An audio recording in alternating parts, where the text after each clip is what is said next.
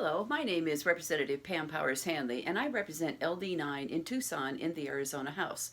Well, today is June 7th, 2020, and for the last week or 10 days, there have been protests around the country and around the world calling attention to the wrongful death of George Floyd at the hands of Minnesota policemen just a few days ago.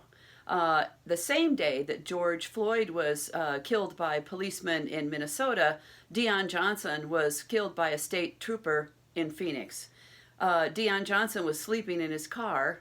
I don't remember what George Floyd was doing, but neither man deserved to be killed by the police.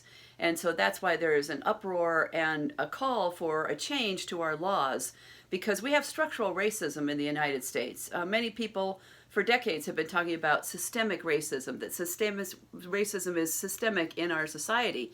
It's not just systemic, it's structural. It's part of our laws.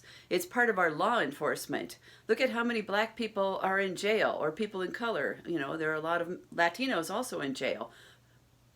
Look at marijuana possession. Black people and brown people use marijuana illegally at the same rate as white people, but who's in jail for it? Black people and brown people. There are white people in there too, but overwhelmingly our jails are filled with people of color, and that's not fair. One of the reasons that people end up getting shot by the police is that they, quote, do something wrong. Well, several months ago, back in August, Jim and I were coming back from Phoenix on I-10. It was late at night, and Jim likes to be very judicious about following the speed limit, and back in August, there was a lot of construction on the freeway. So the speed limit went up and down and up and down. And so Jim was going up and down. And so when we were in the 55 zone, he was like the only person driving 55, right? Because it's I-10. Everybody's like zipping past and he's going 55.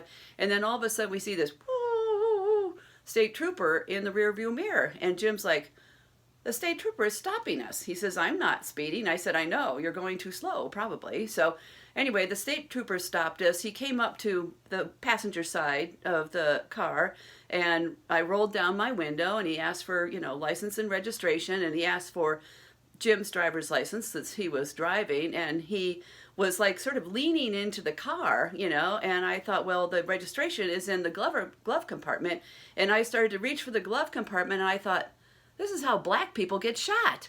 They're reaching for their registration in the glove compartment. And I hesitated, and I looked at him, and I looked at that giant flashlight, and I thought, you know what? If I was black, he could even hit me with that flashlight, right? So I reached in there, and I got the registration out, we gave it to him, and then, we didn't have the right registration because we have an online insurance company now, so they don't send us cards. I had printouts from the website. It wasn't what we needed. But you know what? In the end, we didn't get arrested. We didn't get shot. We didn't have what we needed. And we got away, right? And then eventually he says, well, you're probably wondering why I stopped you. And we're like, yeah, because we weren't speeding, And he said we had a headlight that was out. So our car has 3 lights on each side. One of the 3 was out on one side, so it was not dark on that one side. This was a pretextual stop.